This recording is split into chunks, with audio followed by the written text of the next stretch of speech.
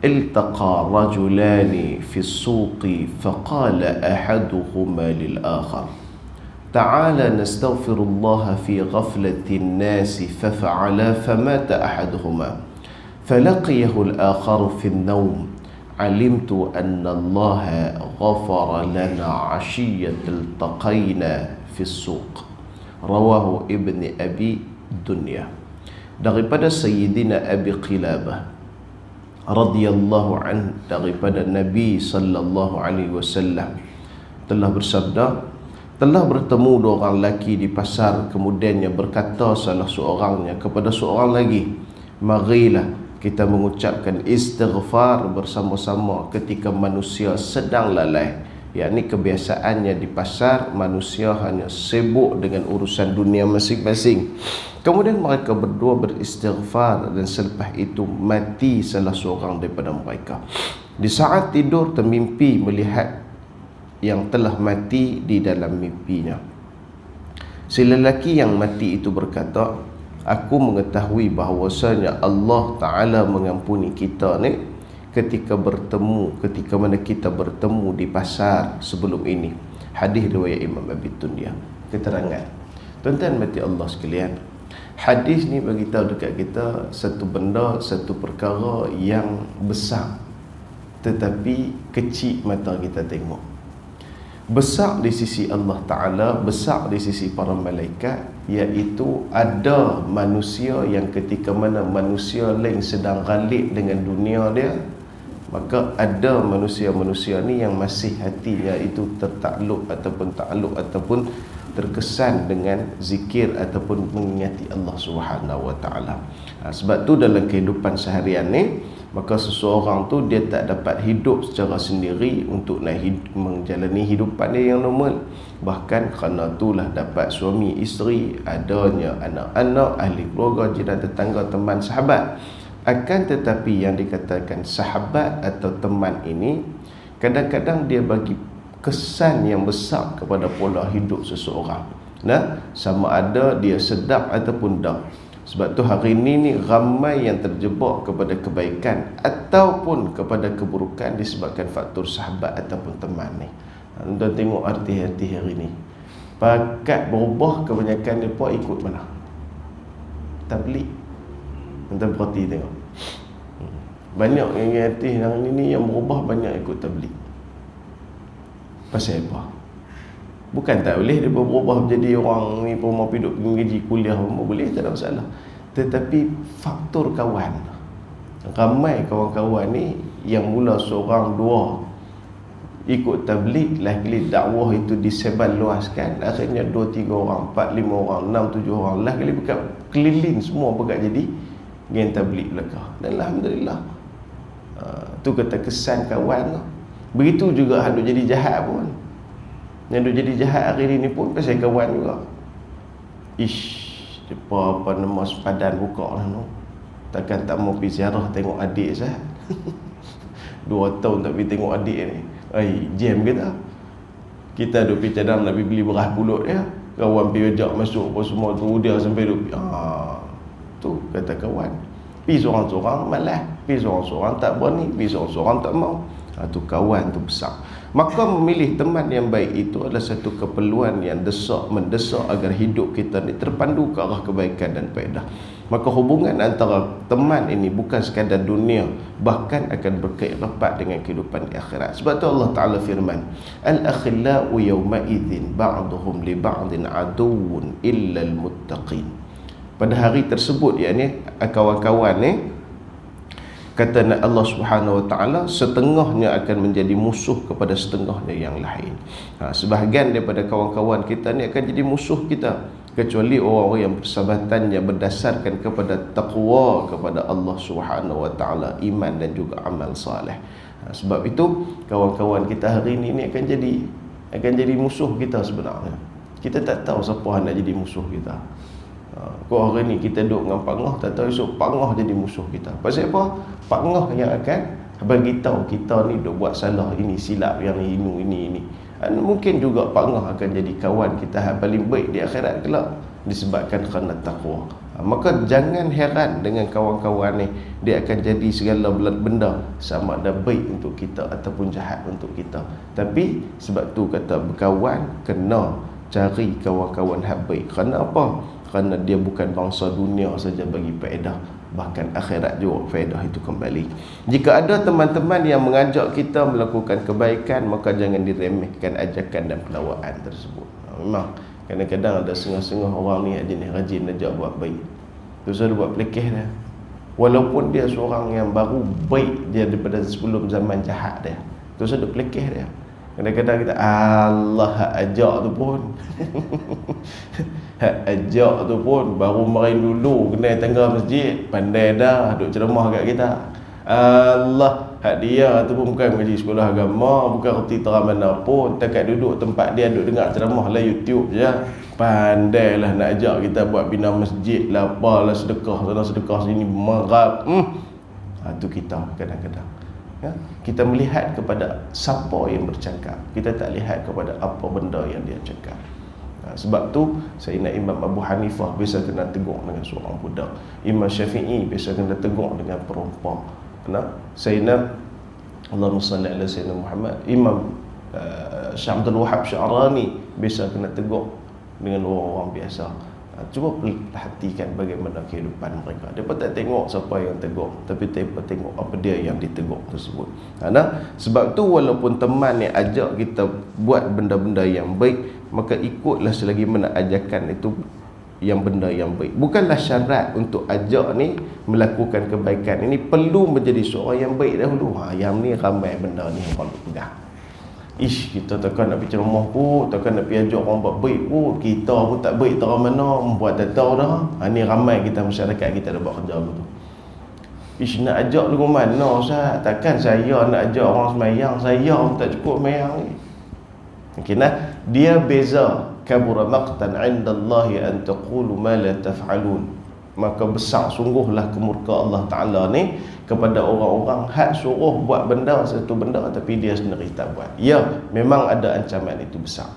Akan tetapi tidak menjadi satu benda yang gugur tanggungjawab. Contohnya apa dia? Amar ma'ruf nahi mungkar. Suruh orang buat benda baik, larang orang buat benda jahat.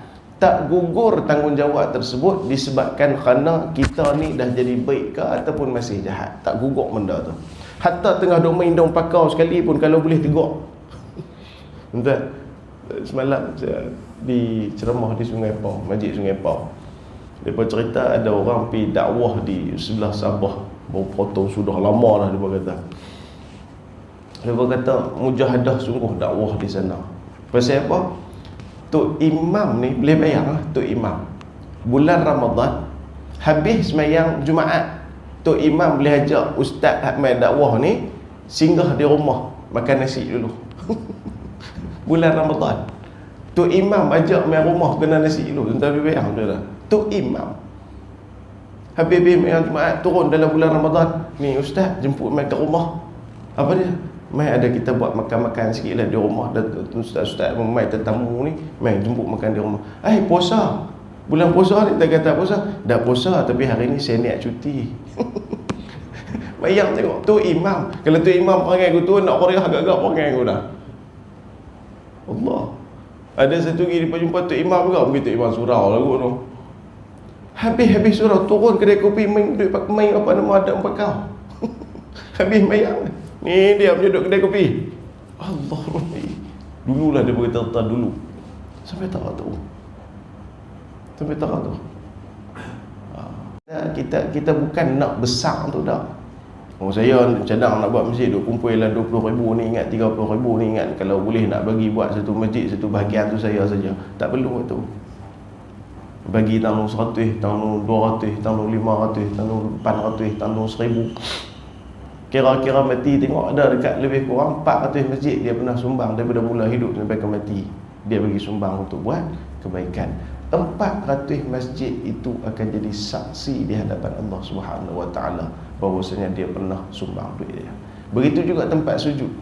Tempat sujud akan menjadi saksi kepada Allah Subhanahu Wa Taala bahawasanya aku digunakan untuk sujud rukuk kepada Engkau ya Allah. Setiap tempat Sebab tu letak tempat kita duduk tang mana. Kita main surau ni tang mana lagi kita tak bisa duduk. Pergi duduk.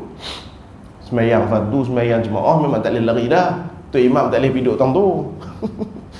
Kan dia buat kemas tok imam pun, tuan-tuan saya ni nak kena ubah tempat tok imam ni, banyak tempat sujud. Dan dia bukan dulu tempat tok imam tang tu dah, jangan duduk belakang tu. Kita ni sembahyang jemaah memang duduk tang ni dah suah pertama. Tuan-tuan pun tak nak banyak suah mana pun, duduk suah satu, suah dua ya. Habis sangat suah tiga.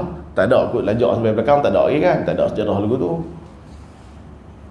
Habis sembahyang sunat tu. Habis sembahyang maghrib kita duduk tang tu. Enjak habis sembahyang sunat tang tu.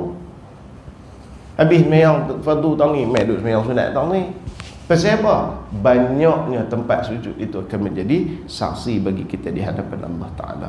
Begitu juga Allah Ta'ala menyembunyikan, sangat besar hikmahnya Allah Ta'ala sembunyikan keredaannya pada satu amal walaupun sedikit. Dan begitu juga Allah Ta'ala menyembunyikan kemurkaan dan sebalik dosa dan kemaksiatan walaupun ianya kecil. Ini pandangan manusia. Secara pastinya kasih sayang Allah Ta'ala mendahului kemurkaannya bagi hamba-hambanya. Tuan-tuan berhati Allah sekalian.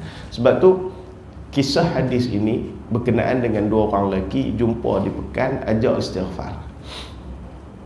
Ajak istighfar. Tuan-tuan, ajak istighfar dan dua-dua istighfar. Seorang mati, seorang lagi yang hidup tu mimpi malam tu jumpa dia.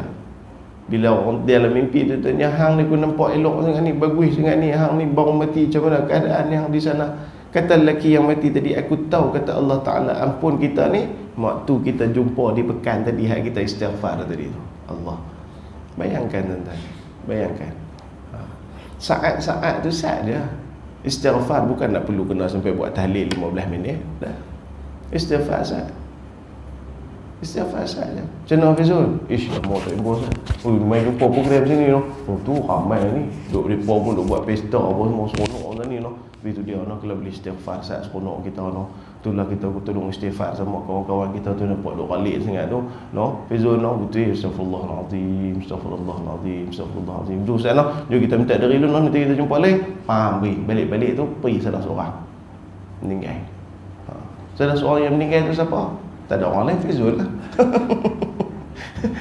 Dia lah yang meninggal. Kita pun duk mimpi malam tu, Fizul, Allah Akbar, nampak bagus ni. Kan? Orang baik memang. Baru ni tu daripada duk sembang dengan saya. Duk melawak betul lah kawan-kawan. Tengok hang bagus hang, memang orang soleh memang macam ni. Cara kawan tu pun orang soleh memang barang macam aku ni. Tu betul jugalah. Aku pun dah tengok ramai juga mati dulu pun orang bagus. Dia kata baik tu kena atau mana pun kena juga kat aku. Dia kata tu dia, kita tak tahu keadaan tu. Baik, hadis yang ke-16, baca surah Al-Ikhlas sebanyak 200 kali setiap hari. Yang ni memang susah. Yang ni memang susah. Tapi tuan-tuan tahu ada orang buat kerja lagu ni. Ada orang. Hak Allah Ta'ala bagi kepada dia tu kemampuan, dia boleh buat. Sama macam kita katakan cerita dulu, Imam Syafi'i khatam Quran 2 kali sehari. Macam kita sebutkan dulu bagaimana Imam Sayyidina Ali Zainal Abidin sujud rokok dalam keadaan 1000 kali sembahyang sunat setiap hari. Kita cerita dah bagaimana macam-macam. Kalau nak cerita ni terlalu banyak macam-macam. Kalau kita bab alim ulama dengan tutup guru dengan kitab ni lagi sekan. Sampaikan habis mengaji ni keluar rumah, daripada masjid nak keluar rumah tu, sepanjang perjalanan tu duk pegang kitab, tak panggung kepala, duk baca kitab lagi. Sungguh dia buat. Sebab tu kita nak kirakan ada orang yang macam-macam tu Allah Ta'ala bagi kepada dia kelebihan-kelebihan tersebut, taufik dan hidayah sebegitu rupa ada. Sebab tu kita tengok hadis ni, Anas bin Malik radhiyallahu anhu qala عن النبي صلى الله عليه وسلم قال من قرأ كل يوم 200 مرة قل هو الله أحد محي عنه ذنوب 50 سنة إلا أن يكون عليه دين. Kata Nabi sallallahu alaihi wasallam yang diriwayatkan oleh Sayyidina Anas bin Malik radhiyallahu anhu, barang siapa yang baca pada setiap hari sebanyak 200 kali surah Al-Ikhlas, maka akan diampuni dosanya selama 50 tahun, kecuali dosa dia berhutang dengan orang lain. Hadis riwayat Imam At-Tirmizi. Tuan-tuan berhati Allah sekalian, hadis ni cerita pasal ada orang yang mulazamah kehidupan dia melakukan wirid dan zikir. Di antaranya ialah memilih surah-surah Al-Quran untuk dijadikan wirid. Dijadikan wirid harian dia. Boleh, tidak ada masalah. Di antaranya yang mengamal baca surah Qul Hu 200 kali sehari. 200 kali sehari ni banyak. Kita kurang sikit 100. Ada satu riwayat mengatakan bahawasanya siapa yang baca Qul huwallah 100 kali sepanjang hidup dia, sama ada dalam semayang ataupun luar semayang, diharamkan bagi tubuh badan dia disentuh oleh api neraka. Bayangkan tengok, besar. Surah Qul Hu ni kita katakan terah bagi tauhid. Kalau kita kata tak tahu mengaji tauhid, lagu mana pegang surah Qul Hu ni pun insya-Allah dah iman kita tu tegak elok dah, cerak elok dah, yakin kemah dah. Nak Qul huwallahu ahad, katakanlah Muhammad, apa nama Allah Ta'ala tu Maha Esa. Habis. Allahus Samad, tempat gantung. Habis. Lam yalid wa lam yulad, tak dilahirkan, tak melahirkan dan juga tak dilahirkan. Habis. Wa lam yakul lahu kufuwan ahad. Hak tu penamat dia. Tak ada dah sekufu, tak ada dah satu benda pun nak sama dengan Tuhan, tak ada dah. Maksudnya apa dia? Nafi habis segala benda, Allah sahaja. Tak ada dah. Kalau kita berasa lagu ni Allah, dah Allah beza dia tu. Kalau lagu ni Allah, dah Allah beza lagu tu. Kalau lagu ni Allah, dah Allah beza lagu tu. Pasal apa? Walam yakul lahu kufuwan ahad. Tidak ada lagi dah sekutu yang sama serasi seperti dengan Allah Ta'ala, tak ada. Maka orang yang baca 200 kali setiap hari, Allah Ta'ala ampun dosa dia 50 tahun. Untung lah. Kalau kita hidup 50 tahun, mati umur 50 juga. Cemeh hidup dia. Lagu tu pahala. Tapi lah ni bukan nak kata tuan-tuan, ramai orang nak pencin awal lah ni. Ramai semua saya tengok. Tambah cikgu-cikgu lah, ramai orang nak pencin awal. Tak tahulah masalah apa. Mungkin kekangan kerja ke tanggungjawab ke Allah Allah kita apa tak tahu. Tapi ramai orang nak pencin awal. Jangan duk tunggu yang dikatakan pencin kita tu. Selagi mana boleh buat amal, ambil, pilih dan sebagainya. Keterangan ini surah Ikhlas ni kita cerita sikit saja. Dia dalam surah Makkiyah, dia ada 4 ayat.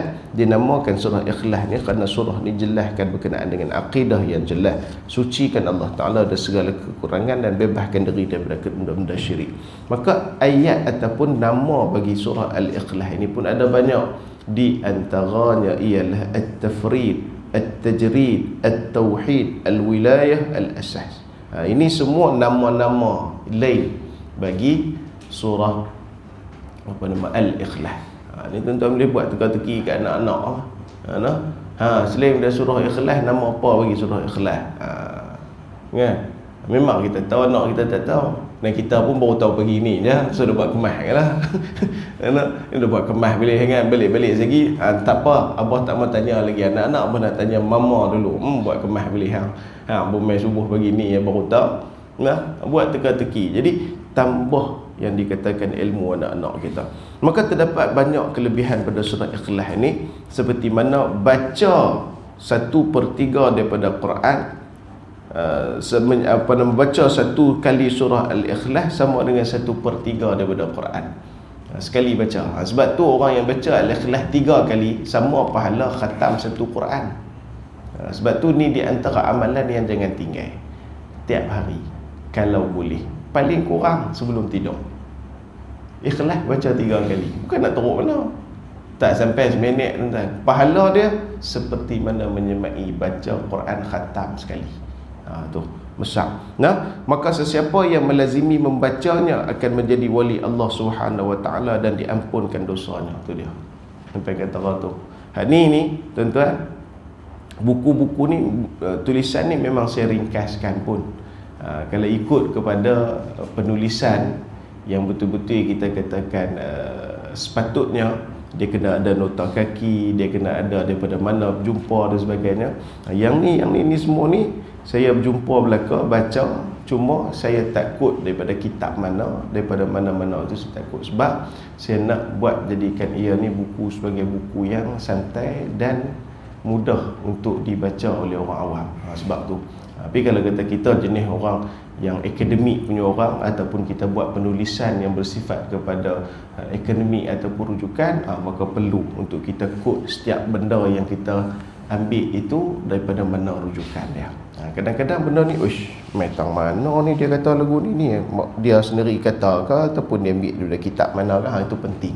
Okey, tapi dalam hal tajuk-tajuk macam ni memang saya ringkaskan dan saya tak masuk pada benda nota kaki dan sebagainya. Okey, sebagai hamba Allah Taala, janganlah kita mengamalkan suatu zikir atau ayat Quran hanya demi mendapatkan faedah atau manfaat seperti mendapatkan karamah ataupun mendapatkan perkara-perkara yang mencarikan adat semata-mata dengan amalan tersebut seperti yang mana dilakukan oleh segelintir ahli persilatan dan pertahanan diri dan mengikut tarekah yang tidak memahami jalan sebenar para salih. Ini nak pesan juga tuan-tuan. Beramai ni tak salah, tapi jangan duk ligaikan faedah. Ini ramai kita siapa yang duk baca ni, baca ni cukup 40 hari terbang.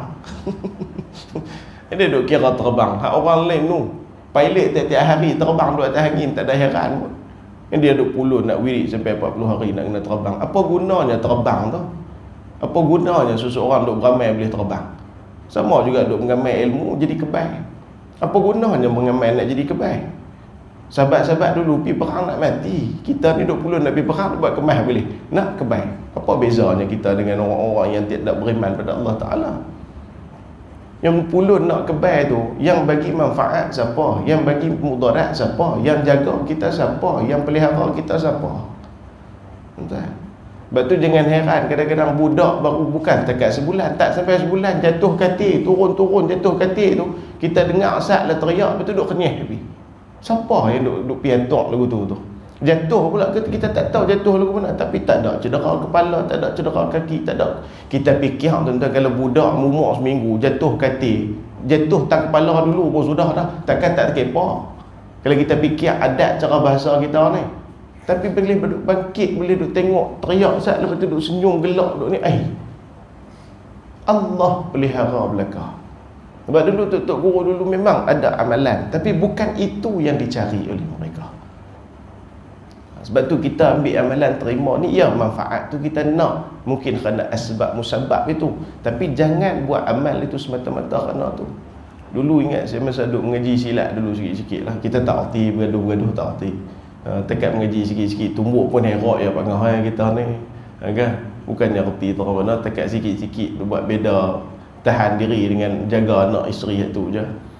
Masa duduk mengaji dulu, biasa ambil amalan.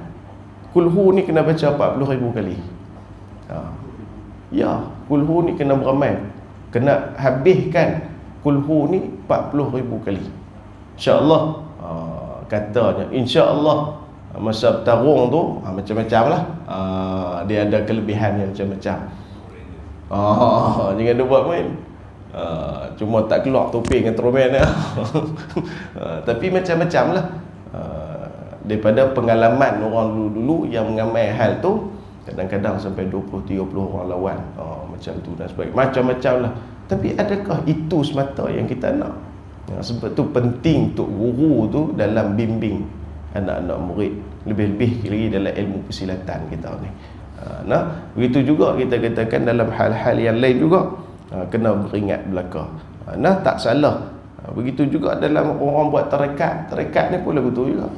Lah ni nak cari hak tok guru betul-betul lah buat tarekat ni susah tuan-tuan, susah.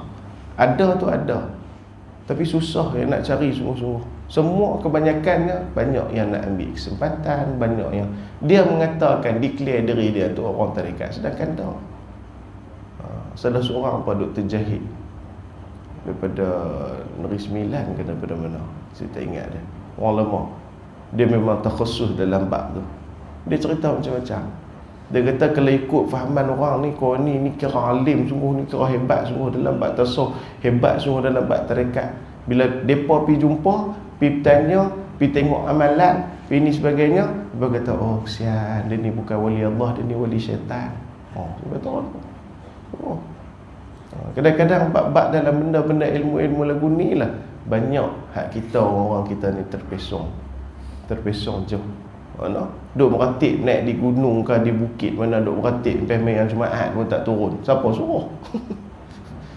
Nak meratib lah, kan? Tak boleh. Dulu kita kena naik meratib ni, naik petapa rumah di atas ni, pasal Nabi dulu pun naik gua.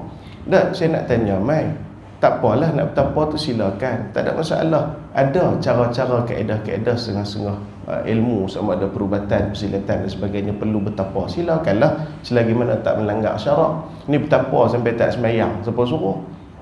Semayang waktu pun tak, semayang Jumaat telah, siapa suruh sampai teratur? Dah, nak bertapa silakan mengikut kaedah ilmu yang kita belajar, tapi dalam bab fardu ain kena jaga. Kena jaga. Sebab tu kadang-kadang minta maaf lah, kata bukan kata ni apa, kena beringat tajuk-tajuk lagu tu. Ada orang sampai berzikir tak turun sembahyang Jumaat, berzikir sampai tak ni nafkah anak isteri di rumah tak ada siapa nak jaga. Lah kali anak isteri tu pula duk minta pula jiran sebelah pula nak makan, nak sambung hidup. Itu bukan cara yang seperti mana Nabi ajak kita. Sebab tu orang katakan, kami ni nak pergi zikir di di gua ni, pasal Nabi dulu pun berzikir di gua. Dia buat alasan tu. Nabi ni dulu ni masa berzikir di gua dulu ni. Dan memang betul, hakikat tu kita tak boleh tolak. Memang Nabi biasa duduk naik sebelum dia terimakan wahyu umur 40 tu, Nabi duduk naik gua, Nabi duduk naik gua. Baik, saya nak tanya, masa tu Masjidil Haram serupa masjid kita lah ke? Dah. Masjidil Haram masa tu tak sesuai untuk dijadikan tempat ibadat oleh Nabi SAW.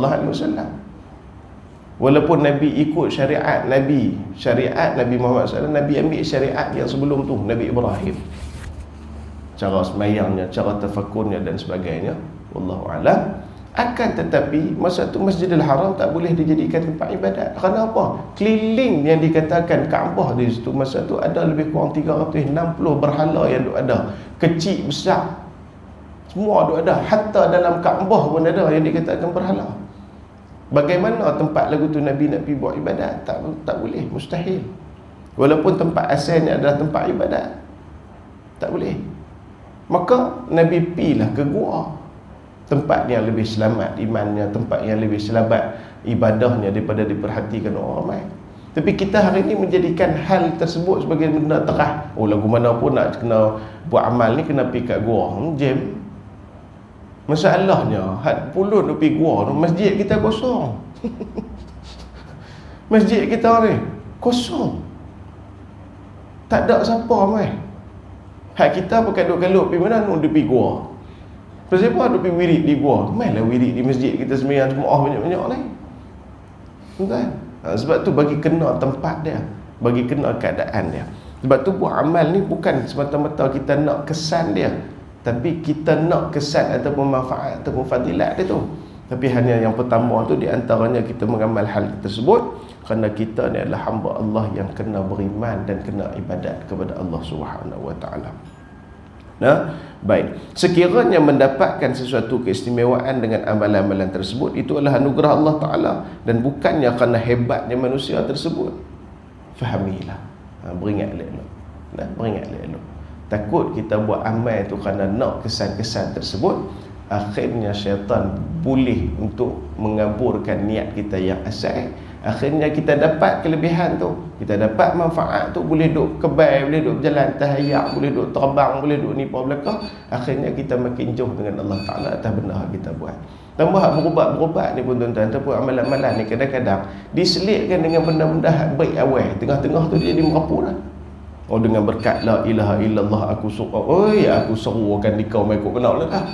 Beringat bismillah awal cantik, alhamdulillah awal cantik. Metang tengah tu, metang hujung tu, kadang-kadang perlu diperhatikan. Faedah martabat niat manusia dalam melakukan amal ibadat ini telah kita ceritakan, iaitu peringkat manusia itu dalam buat amal. Ada orang kita merasakan ikhlas dah, mungkin kerana dia nak syurga, ikhlas juga bagi dia cara iman dia, iman tahap dia tu. Ada orang yang bukan kerana syurga, nak takut pergi neraka. Saya ni ustaz, kalau duduk syurga paling bawah tak apa dah, tapi kalau boleh tu confirm bagi terelak pergi neraka, tu cukup takut lah ya Allah. Ada orang takut tu. Ada orang nak masuk syurga, ada orang kerana takut pergi neraka. Ada orang pula buat amal tu kerana fardu dan dia adalah perintah Allah Ta'ala. Pasal apa buat? Yang ni Allah Ta'ala suruh.